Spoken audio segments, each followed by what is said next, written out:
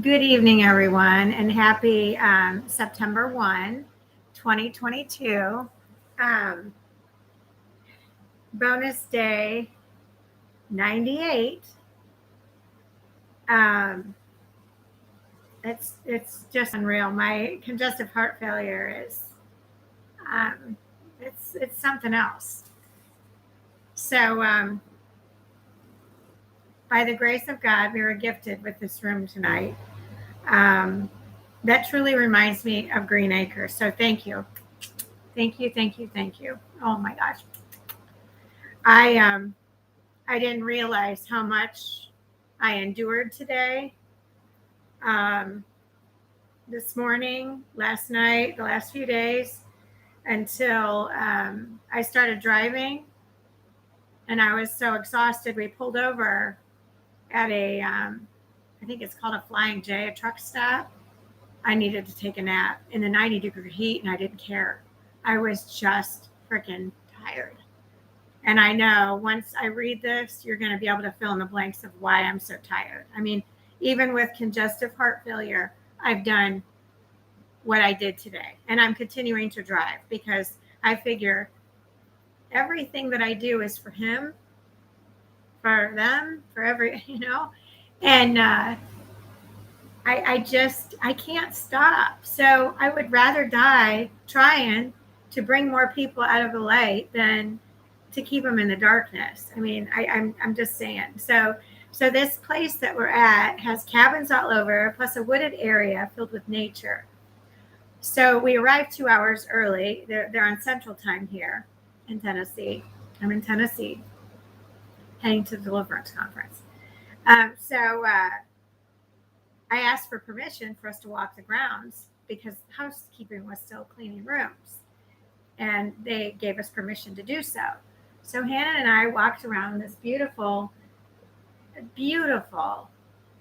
down to nature. I heard the toads, and I heard the birds chirping, and she was so relaxed. We sat under a pavilion in the shade with the breeze, and I rocked for a little bit, but I put my legs up because the edema is getting worse. She slept on top of me last night. So, I mean, I've had chest pain for five weeks now or whatever. And of course, here's the poison still coming out of my arm. It's better, but I'm going to have to put some more Epsom salt. It's pretty hard and pretty hot. So my body just doesn't function. So this gift of this room tonight was exactly what the doctor ordered after the past 2 nights we slept in the Jeep. The first 2 nights ago, we slept in a rest area, and last night we slept in a parking lot that God led us to. Another stone. When we arrived, the sanctuary was still open. And I had to write this out because I didn't want to forget anything. So we walked in to show our respect and used the facilities. I saw a maintenance guy and asked him if, when he was locking up, if he could, get us somebody to talk to. And he said he would call somebody. So no problem. So he motioned us to go out the front. So we sat down on the steps and waited. All of a sudden, I see a car coming out from the side with him in it. And he turns left and keeps driving and never looks back. I'm like, well, I guess we're just going to spend the night in the parking lot. We asked for his help, but, he obviously didn't care, so whatever. So at some point in the wee hours of the morning, a sweet detective, her name was Brooks, came up to my Jeep, Bianca 007, to inquire. So I told her our story, and she said she would let others know. I woke up at 7 and noticed cars in the parking lot. So I was excited. I'm like, good, maybe we can get going and get, whatever. We were just in need of fuel money. We have food. We slept. We had lodging, so we were good. No answer when I went to the parish office. So I decided to start walking around and walk into the sanctuary building again. So I walked in there, and it was interesting because we went into the handicap bathroom, and I hear this giggling that comes into the bathroom. And she just kind of stood there, and she was the sweetest girl. And we talked for the longest time. But Hannah was laying on the floor in the handicapped bathroom. And when you walk in, you could see her head. You could see her. So she's just looking, like, I'm just waiting for mom to do her duty. And, then we'll be on our way. So I mean, what a doll she was. I can't remember her name. But thank you for our chit chat and our fellowship and the love that we shared between sisters of faith. So she told me about Mass that was going to be at 8:15. So I was all about it. I'm like, okay, great.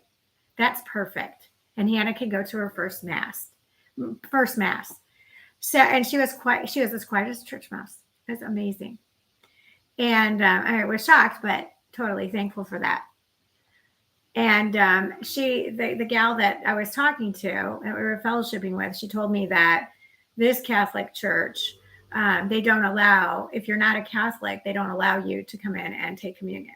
I'm okay with that. I understand their rules and I'm okay with following them. I would have liked to have had communion, but I can respect your rules. I'm not gonna, force that issue, nor take something that then I'm going to feel guilty of doing that. I'm not going to do that. I should never feel guilty in taking communion, nor should anyone ever be told they can't have it. But, churches have their rules. They have their borders. Just saying.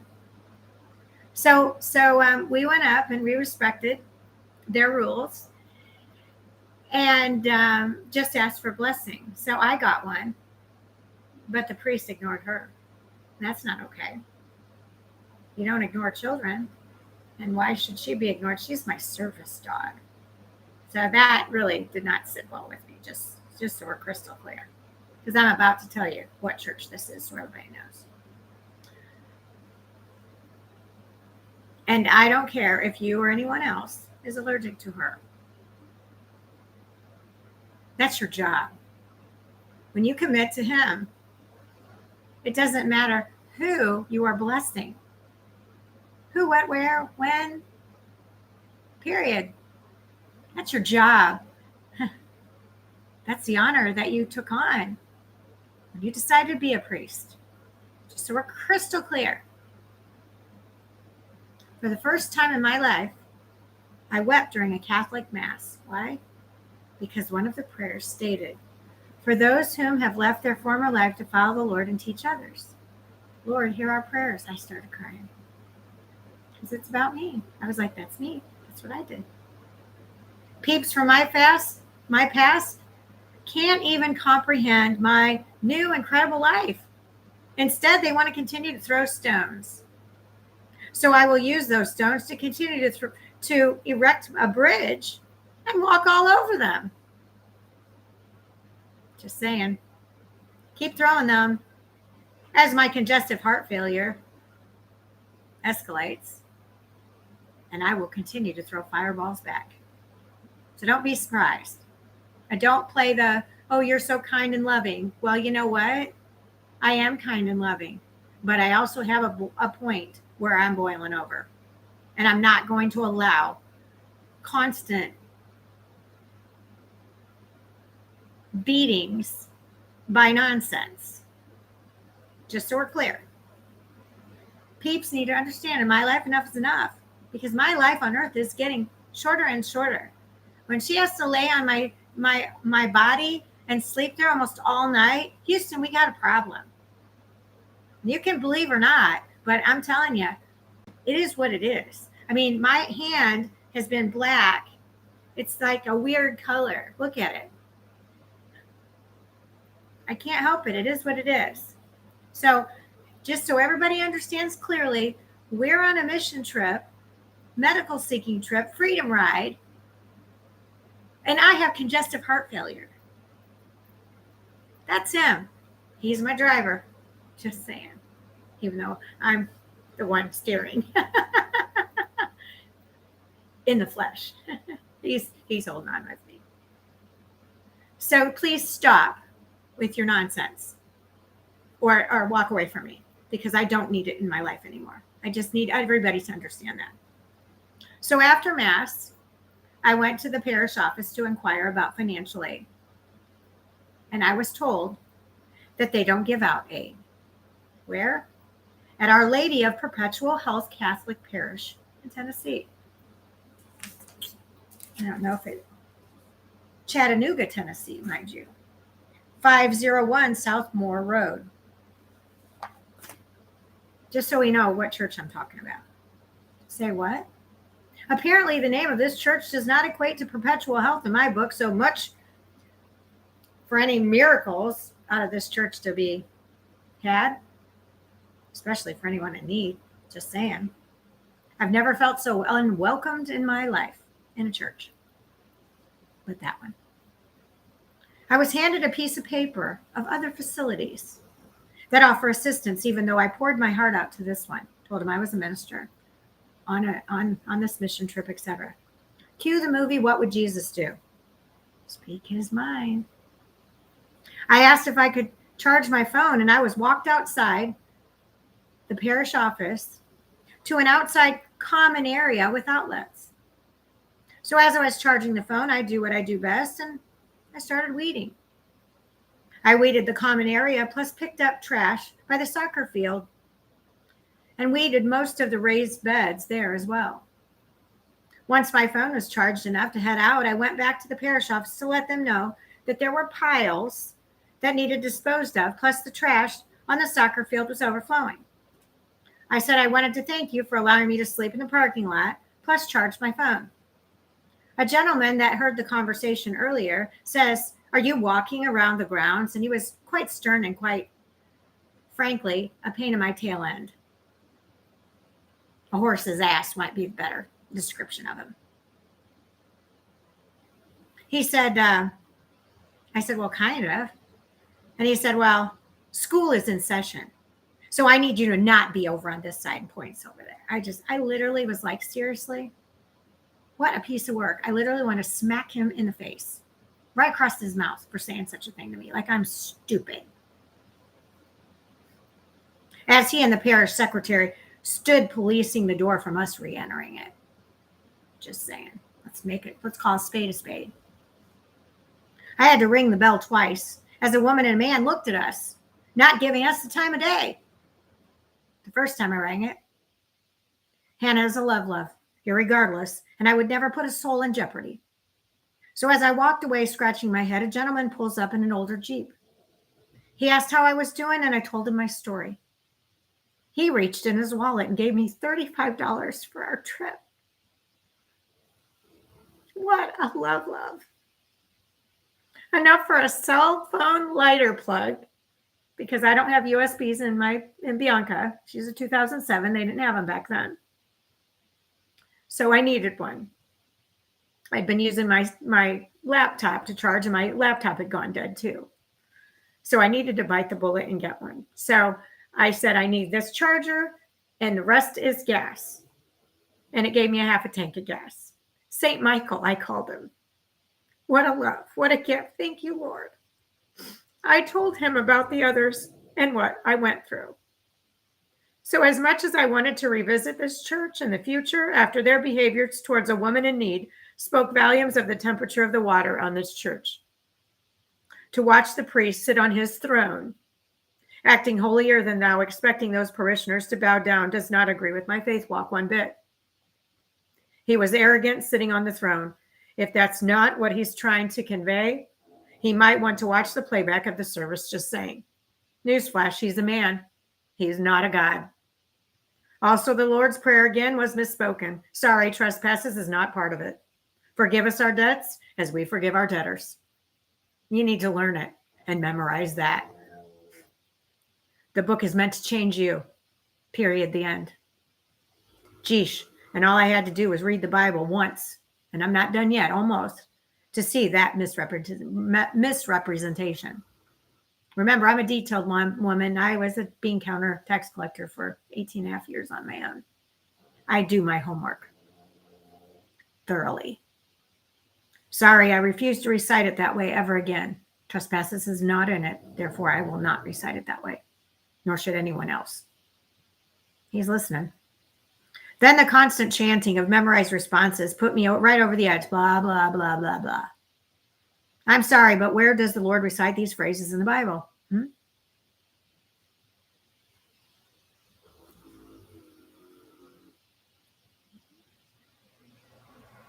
He doesn't. And I'm almost done reading it. I've always loved the rituals until I started reading the Bible. Talk about a rehearsed religious service filled with nonsense.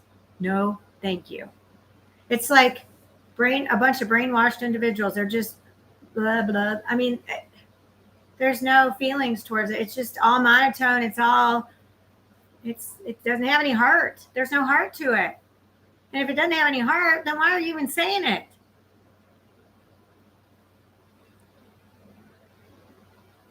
So, although I give the service a thumbs up because I wept, I give it the gong because I will never attend a service there ever again. I actually thought about going back on my way back to the Keys, as I previously stated, but not after the reception I received. Another lukewarm church, frankly, I'm over. Gone is the day that Natalie sits idle to the ongoing abuse she's endured the majority of her life, including her life as a tax collector / bean counter. I will not be silent nor quiet when I'm a woman in need and those employees of the church sat up in their offices like their shit didn't stink. Newsflash, it all does. And so does your lukewarm church. What would Jesus do? Call them out on it. I hope you that disregarded me like trash sleep well tonight, knowing you sent a female minister with her service dog with congestive heart failure out in the wilderness in need, packing with 3 cents on her debit card without any financial assistance, but a piece of paper with numbers to call when her phone has been suspended. There's your reality. Wake up, folks. Be obedient and repent is my bestest advice for you parishioners of Our Lady of Perpetual Help Catholic Parish in Chattanooga, Tennessee. Lord, I knew this assignment you put on my plate was going to be a doozy. I just wasn't prepared for the added neglect by fellow Christians or those whom call themselves followers of you. Mind blown yet again. Wowza. So start visiting churches and do your own homework, because boy, this trip's gonna get much more fun if I start visiting more churches. Yeah, here's the list of phone numbers to call. Give me a break. Wow. We don't do any financial assistance. Then why do you call yourself Perpetual Help? You might want to revisit your name. Maybe you should change it if you're not into helping anybody. That's my 2 cents worth. And I don't care if you like it or not, but I'm just speaking the truth. And I'm sorry if the truth hurts, but it's about time you wake the frick up and you understand the magnitude of this Perpetual Help Catholic Church. What a bunch of BS, biblical stupidity. Thank you, Pastor Locke, for that. I love that. Love to all bunches and bunches. Bye.